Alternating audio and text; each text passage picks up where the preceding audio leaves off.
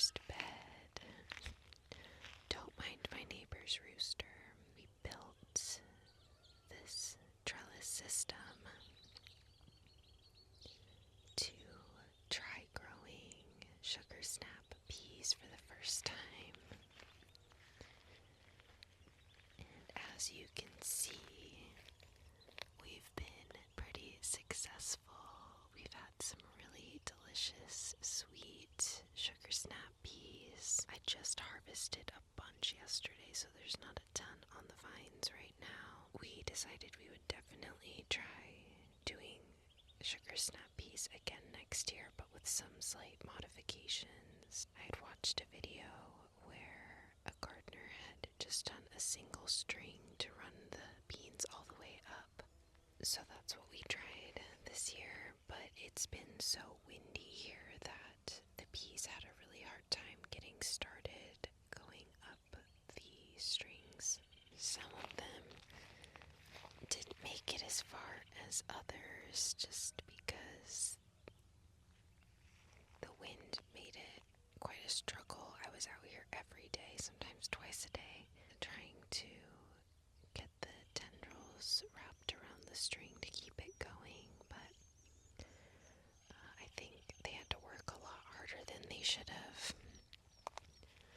So for next year, we will do a grid instead of single string so that the tendrils have more stuff to grab onto. Also, I think I mentioned that it had been a really cold spring and early summer, and then it got hot all of a sudden, so I think a lot of stuff we grew this year had kind of a strange reaction to the cold and then big heat, and so a lot of the leaves don't look the best. This might also be from pests or something. I've never grown sugar snap peas before, so as always, learning as we go here, making note of what works and what doesn't, and doing better next year.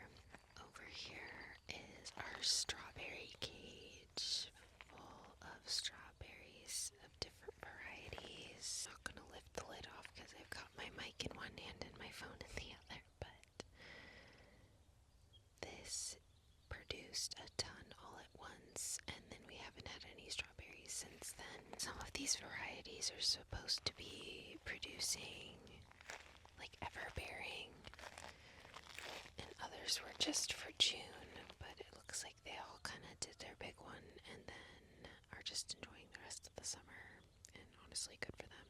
I was able to eat strawberries every day for a couple weeks, and we froze what we couldn't eat, we couldn't keep up with, so I've got some frozen strawberries in the freezer as well.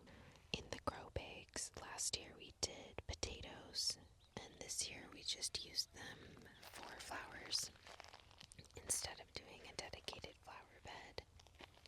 My one extra strawberry plant that we just put in a container here, it's been growing great. However, you can see the critters out here are getting to my berries before they can get ripe and I can pick them, so this is more for looks and vibes than for us to get anything off of them. Next bed here is one of my favorites, and that is broccoli. We have had so many harvests off of each of these plants this year. You can see I've cut a bunch of sections off to harvest it, and then it keeps producing new shoots for me. This one's got a little guy going. This one's got a little something on each side. And I've probably cut off of each of these like 4 or 5 times already, and it just keeps going, so I've been really happy with this variety, the green comet. Last year I did destiny broccoli and got one harvest off, and as I was waiting for the second, aphids took over my garden bed, and that was such a bummer. This year we planted onions alongside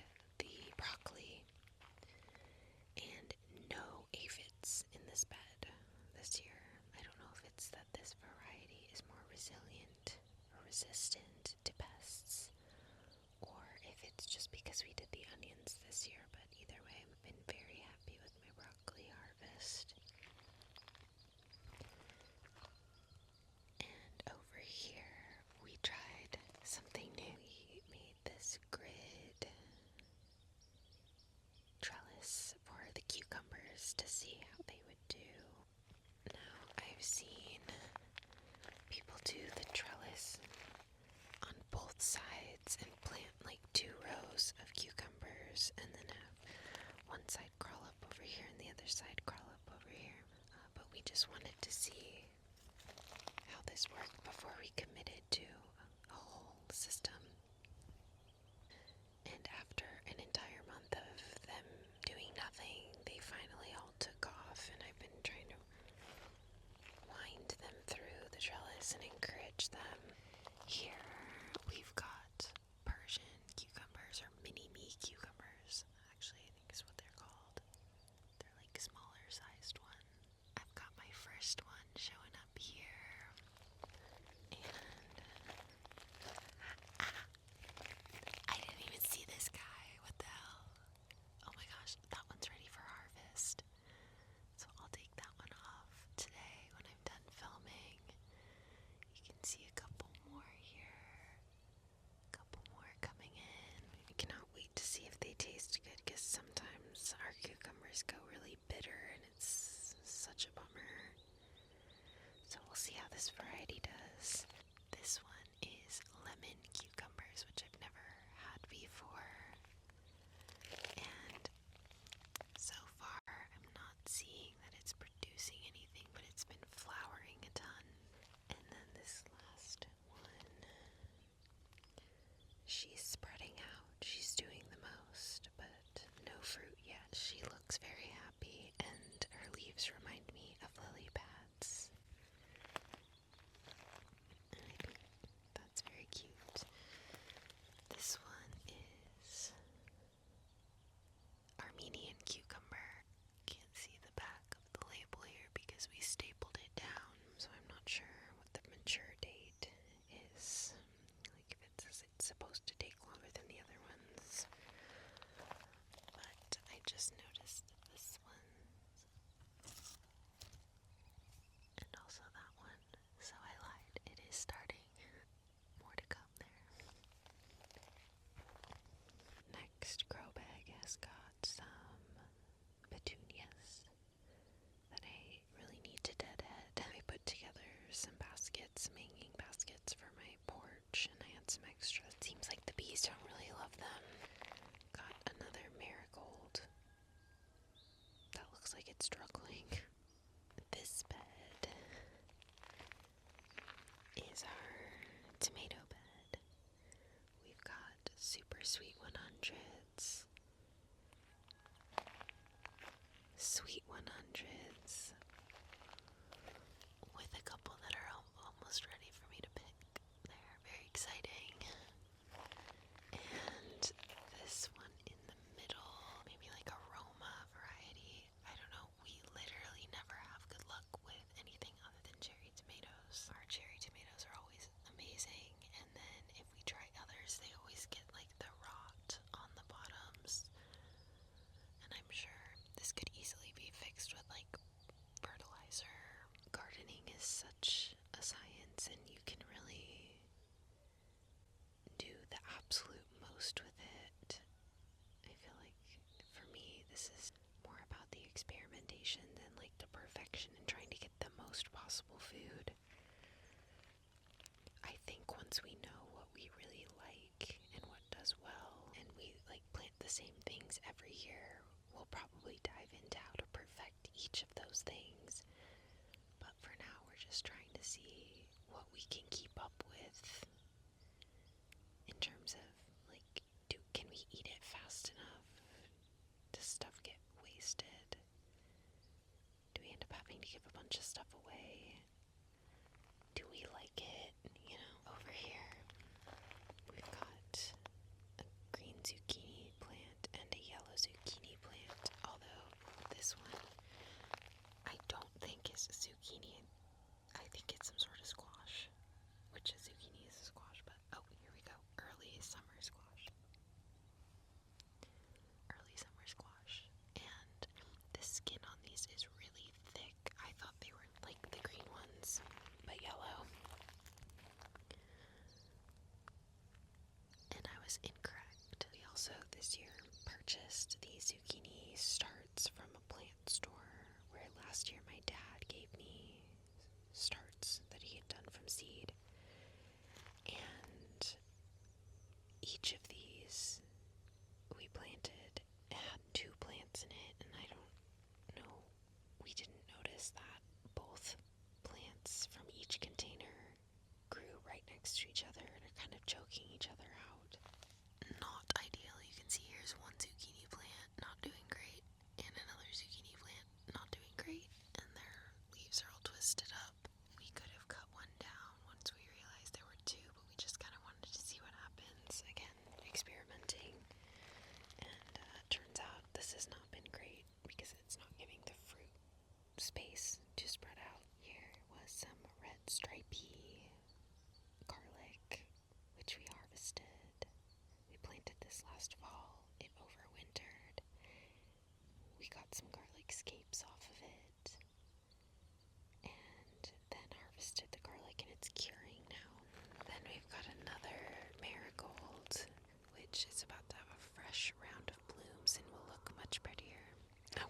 this is a begonia, but that might be wrong. And the bees have completely left this alone. I was hoping that the red color would attract them. And I like these flowers a lot, but if the bees don't love them, then there's no real purpose for them in the garden here. Next year I think I'll just do all marigolds again. This bed was radishes. And we harvested the first round, got sick of eating them, and didn't plant another. So I think we will just be one and done with our radishes. For whatever reason, I don't know if it's our soil pH or what, but they get spicy. It's crazy. It's almost unpleasant. So I gotta figure out how to make them more mild, because we buy the mild varieties. And it doesn't matter how mild they're supposed to be, they're also spicy. And next to those we planted our Walla Walla onions, which are doing great. Some birds are making a ruckus. Sorry. Literally rude.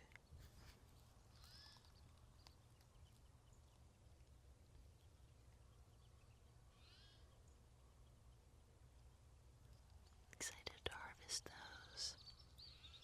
And then I've got my red Russian garlic here, which I need to harvest. It's ready. And then we can cure this one as well. Over here, another zucchini plant, which was in fact 2 zucchini plants, and these ones have been popping off, going crazy. Here we've got a couple different kinds of carrots. I don't know why, but I think carrots are some of my favorite things to grow. You have to keep the soil really damp while they're germinating. So you put boards on top of the rows while they germinate.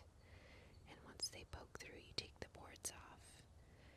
And you let them grow into little sprouts.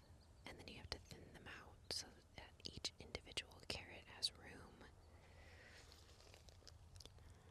Like those two might be a little too close together, but this one here should have plenty of space to grow into a giant carrot. And carrots can be very hit or miss.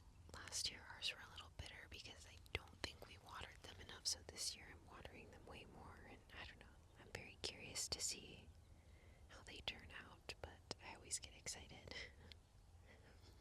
feel like if you can grow carrots well, it's like a jackpot.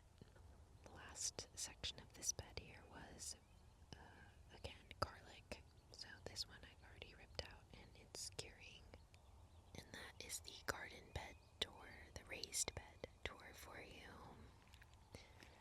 Over here we have some Quinault strawberries from my husband's grandma. They, I think, are established this year. And next year we'll put some netting on them to make sure that the critters can't get the berries. Our strawberries are insane, like giant textbook beautiful juicy strawberries, and I'm hoping we can replicate that. And then over here I had a butternut squash and an acorn squash plant that the gophers stole. So rip to my squash collection, and we'll try again next year.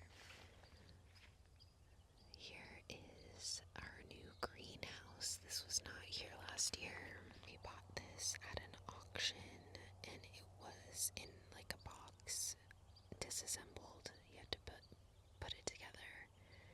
So we built a foundation for it, and my husband spent like 2 weekends putting this together with instructions that were wrong, like useless. And it looks pretty good from far away, but this is truly a piece of trash. We'll see if it survives even one winter, and if it does not survive the winter, then we will build one with, like, just build it from scratch with better materials. But it, like I said, it looks great from far away. It's Lisa, Mona Lisa, beautiful. And because we just finished this a couple weekends ago, we didn't have time this season to grow anything inside it, but we'll see what we can get next year. Over here, this was a bed just full of marigolds last year. This year it's just my lavender plants, which the bees are very happy with.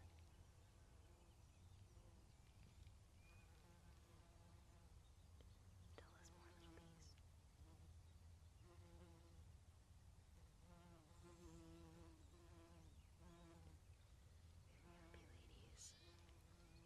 Very, very happy bees. We have a neighbor who's a journeyman beekeeper.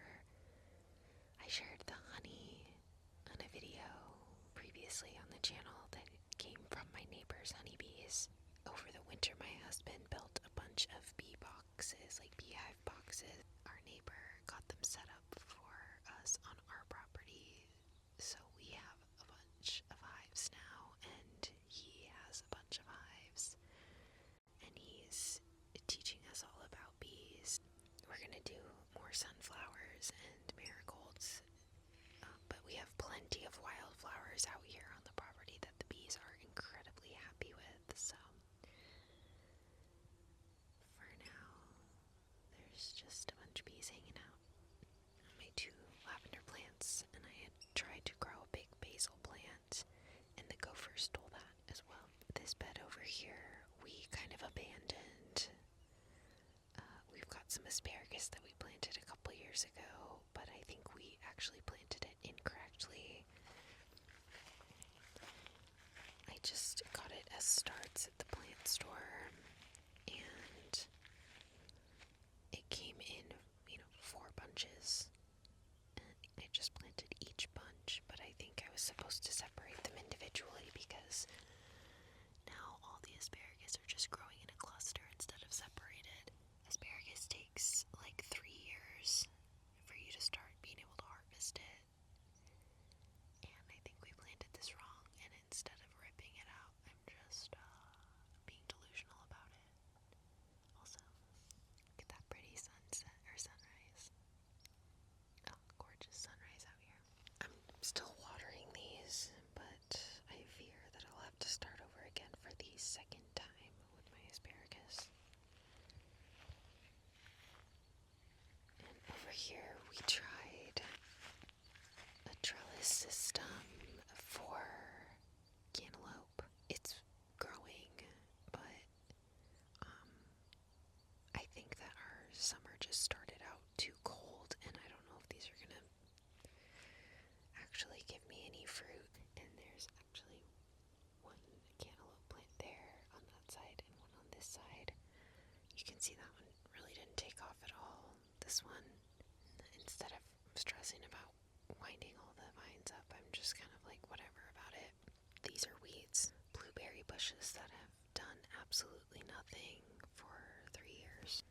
I think this fall we are gonna rip out everything in this bed, re-till the soil with some pH adjuster, and start fresh next spring with brand new blueberry bushes, because this plant is not a blueberry plant, it is a weed, and it's really viney and prickly, and it takes over everything in this bed. And so I think we need to till down pretty far to rip up the giant root system, because here's another bundle of them. Whatever the home base of this giant prickly plant is, it sends out little root vines and they just pop up all over, but I think they're all connected to each other. But over here, our raspberry bushes appear to be very happy. We have a family of quail living in here this year, and they have stolen all of my berries. And then, this plant, I feel like perhaps we should have pruned, because it's not really producing any fruit. It's just a bunch of leaves. Again,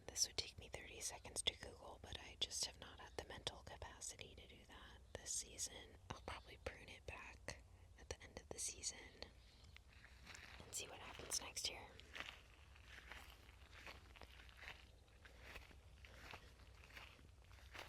That moves us into fruit trees. First up is an apple tree. An apple tree that is producing a lot. Cannot wait to eat those. Very, very good. This is a pear tree, but it doesn't look like it's going to give us any fruit this year. Here is our dwarf cherry tree, which did give us some cherries this year, but the birds ate them all. So, might have to work out a little bit of a netting system for this one until it gets bigger and more established. This is another pear tree. It's starting to give us some pears. This one is a giant cherry tree that needs very badly to be pruned. We're on the list to have someone come out and do that at the end of summer into fall. A professional, because if you take too much off, you can kill the tree, and if you don't take enough, then it doesn't produce any fruit. Here's another apple tree, which you can see the pests have started to get into already, so I should probably go thin those ones out. And here is my apricot tree, which didn't produce anything last year, but is producing this year. And I harvested my first batch of these yesterday, and they're very tart and delicious. These are another one where I have to harvest them quickly or the pests get to them. We don't spray anything, so it is what it is. This is my personal favorite, my beautiful plum tree. Still pretty early in the season, but in a couple months I'll have all my delicious plums and I can make my plum cake. We installed drip irrigation this year. We dug trenches here and ran a hose. We can now water our trees on a couple different zones. And then here is another plum tree. This variety is more sour than the darker purple plum tree that I just showed you, but also very delicious. And this tree here has never produced fruit, so I'm not sure